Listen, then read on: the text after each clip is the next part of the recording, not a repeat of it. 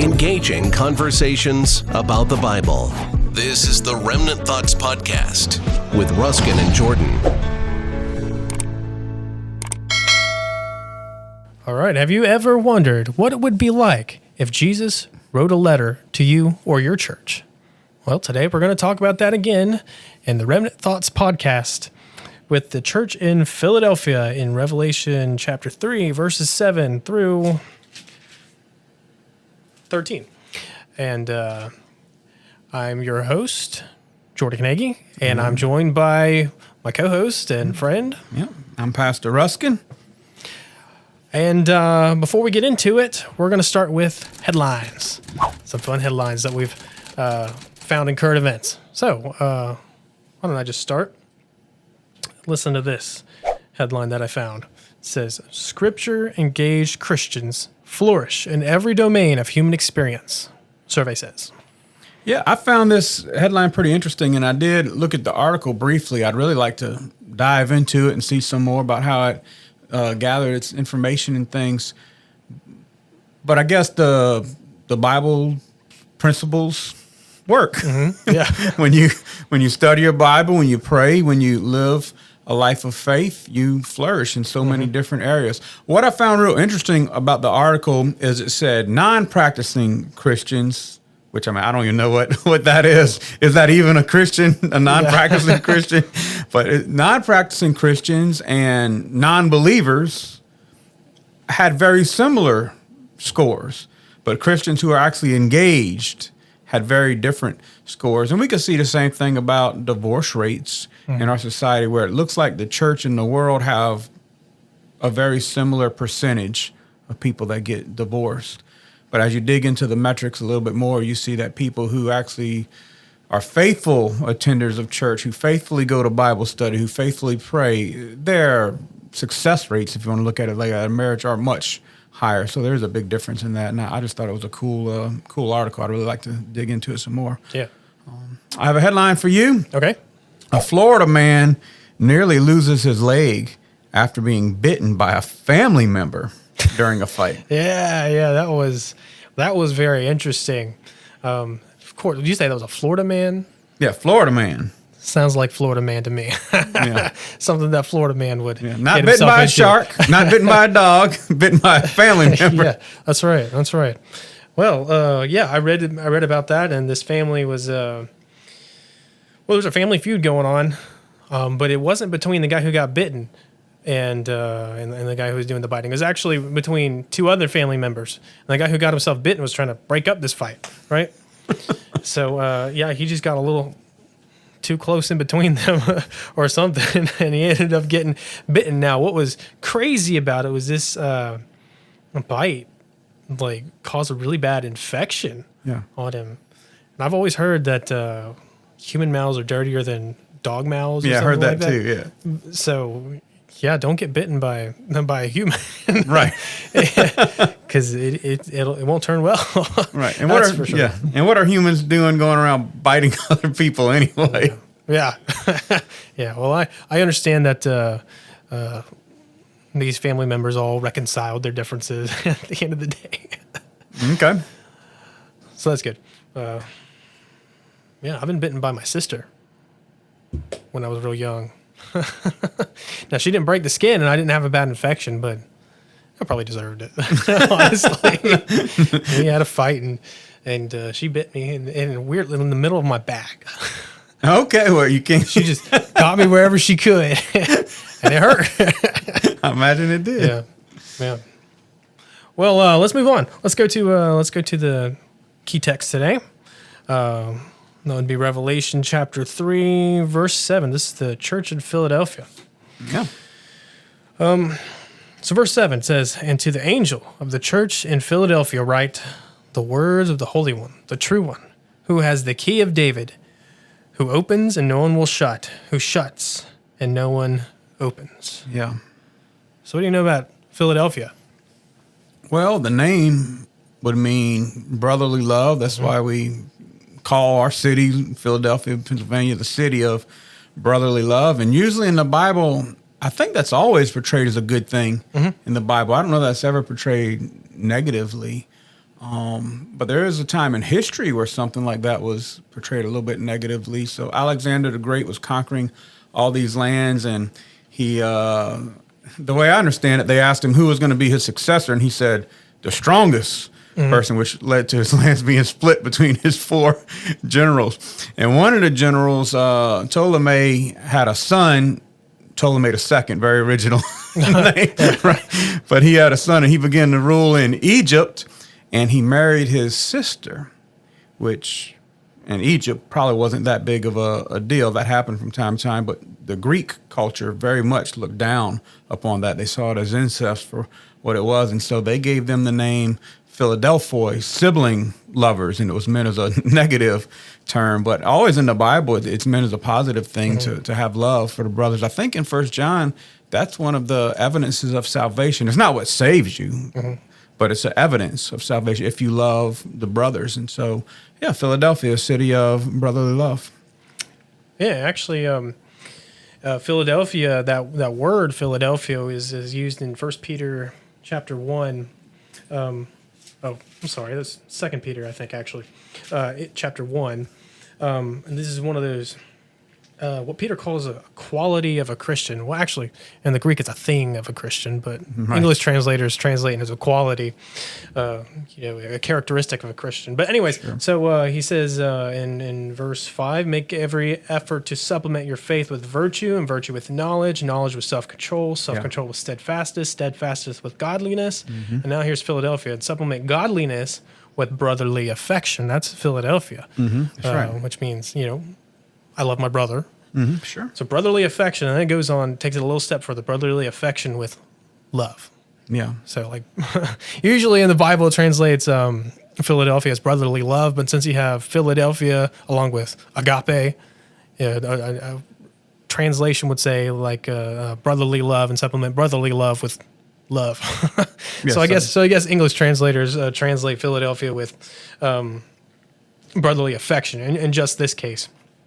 But Yeah, but because they have to go to love after. So, So the New Testament writers are always in several books of the New Testament are writing to these churches. You guys need to have Philadelphia with each other. You need to have brotherly love with each other, or brotherly affection. In the case of 2 Peter. I learned something interesting about the origin of this particular city, Philadelphia. Okay. No one's really sure what the definite origin, the founder of Philadelphia is, but there's this one story that it was found by a guy named Attalus Philadelphus, or the city was founded by him and then named after him by his brother. Eumenes.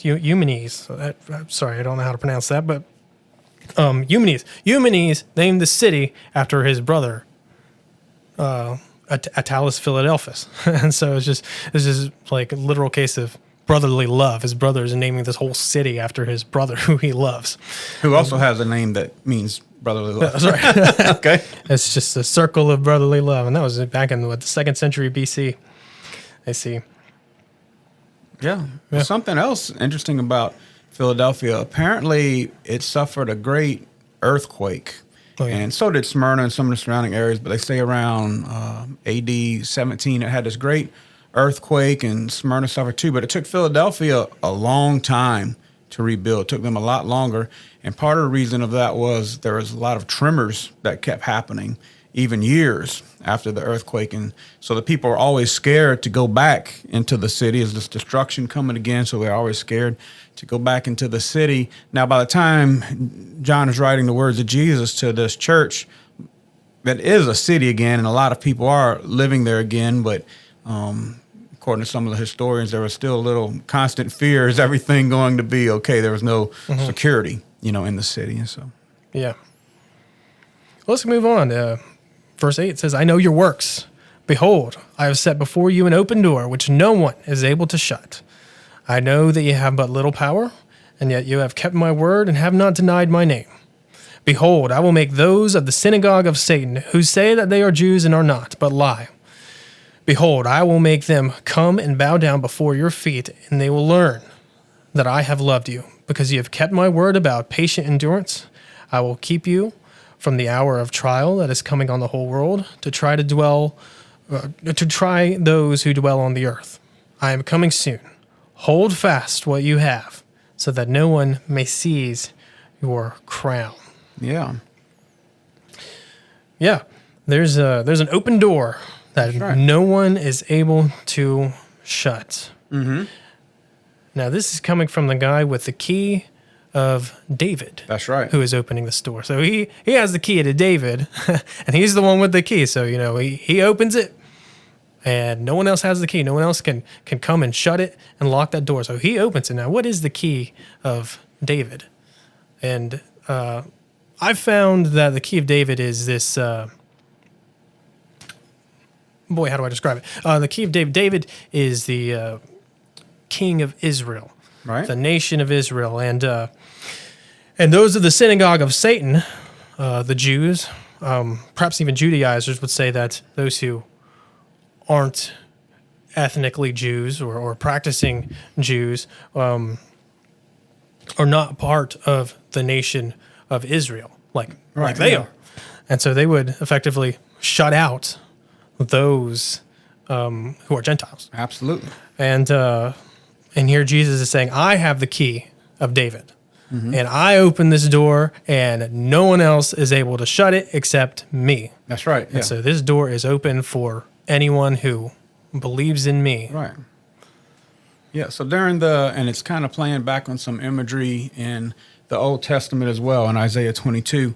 So when Hezekiah was the king, there was a very unfaithful man named Shebna, and he was removed from his position, and Eliakim was put in that position, and he had the key to the king's chamber. So if you wanted an audience with the king, you have to go through this man. And he had the king to the king's chamber. In Isaiah 22:22, it says, and I will place on his shoulder the key to the house of David. He shall open and none shall shut, and he shall shut and none shall open. So he had this key to give you access to the king. And his decision was final. If he opened the door so that you can come in and see the king, nobody had the right to say, no, you can't go in there and shut it behind. But if he shut the door and says, no, you can't go in there, nobody had the right to open it. He had that key. And so Jesus is applying that imagery to himself. He says, when it comes to salvation, when it comes to access to the Father, I have opened the way. And nobody has the right to say that the door is shut. And so that even applies to our life. Some people might think, well, I'm too bad for God to ever love me. Or other people might say, well, that person's too bad. He can never come to salvation. We don't want him in our church. But Jesus is saying, no, I've opened the door for salvation. And if people come through me and come to me for salvation, nobody has the right to shut them out. And you mentioned about the Judaizers, those who are claiming to be Jews, but they aren't. I think it's in John 8 when people are saying, Jesus says, you can't say that you have Abraham as your father. He says, you're not of your father Abraham, you're of your father the devil. Well, technically speaking, they were from Abraham, but Jesus is saying, no, in a spiritual sense, you're not of Abraham. You didn't do the things that Abraham did. And so that's an amazing correlation there. And it's interesting that the two churches that Jesus says nothing bad about, Smyrna and Philadelphia, are both singled out as having this oppression from people who aren't being faithful Jews. Now, maybe the other churches have some of that too, but these are singled out as having that. And so I think that's very interesting, yeah. Verse 12 says, the one who conquers, I will make him a pillar in the temple of my God. Never shall he go out of it, and I will write on him the name of my God and the name of the city of my God, the New Jerusalem, which comes down from my God out of heaven, and on my own new name. Mm-hmm. He who has an ear, let him hear what the Spirit says to the churches. Yeah. And so I think that would have been some encouraging words, shall never go out of it, especially considering the history of the people who were always scared to have to leave the city. Is something going to happen to be destroyed? But Jesus is establishing an eternal kingdom, one that can never be destroyed, one that can never be conquered, and his people will never have to go out of the city. And so that's a pretty cool thing that's happening on all of this. And because you have kept my word about patient endurance, I will keep you from the trial that is coming over the whole world, the trials on earth. But so because you are faithful and you have kept my word, you're never going to have to go out of my city, out of my kingdom. I've opened the door. No one can shut it, and it's a secure place for all who come to me. Yeah. Yeah. Now, correct me if I'm wrong, but I think Philadelphia is the city of the seven churches that, historians and archaeologists know the least about. But one thing that I've learned is that Philadelphian Christians were martyred along with Polycarp. When Polycarp was martyred, and he's from Bishop of Smyrna. Smyrna, yeah. So and that was in 8155. Some Philadelphian Christians, they stuck with it. They were committed Christians for the next however many years after this book was written. They were still just the same way, and Smyrna and Philadelphia are the ones where Jesus has nothing negative to say about them, and Philadelphia proved it till the very end. And even when he says you have but little power, that's not a negative thing. It's probably alluding to the fact that they were a small group of believers. They were a little group in that sense. But even though they were little group, they were very faithful. They were very faithful to Jesus. And I think that's encouraging to us, because sometimes it might seem like we're isolated, that we're alone, we're the only one who believes. But Jesus is looking at those people saying, you might think that, but I'm noticing your faithfulness. It hasn't been overlooked. Jesus is recognizing that. And so, yeah, amazing. Yeah. And you know who else was really small? David. David was really small, but God was able to use him to take down the giant. And And these Philadelphians, they had little power, but so did David. And God was able to use David, and Jesus is able to use this little church, this little strength church for His glory, His purpose, and a lot of good works. Well, do you have anything else left to say about the Church of Philadelphia? Not a lot, but I think it's just encouraging for us to, as Christians, to just see their example, to see the words that Jesus is writing to them apply to our lives. May we be lovers of God and lovers of our brothers. May we not be people who try to shut other people out or say that this person can't come to salvation or that person can't come to salvation. May we just have hearts to see all come to salvation. Jesus has opened the door for salvation, and I think we need to have a desire to see people come and walk through that open door. Yeah. All right. Well, that's it for this episode of Remnant Thoughts.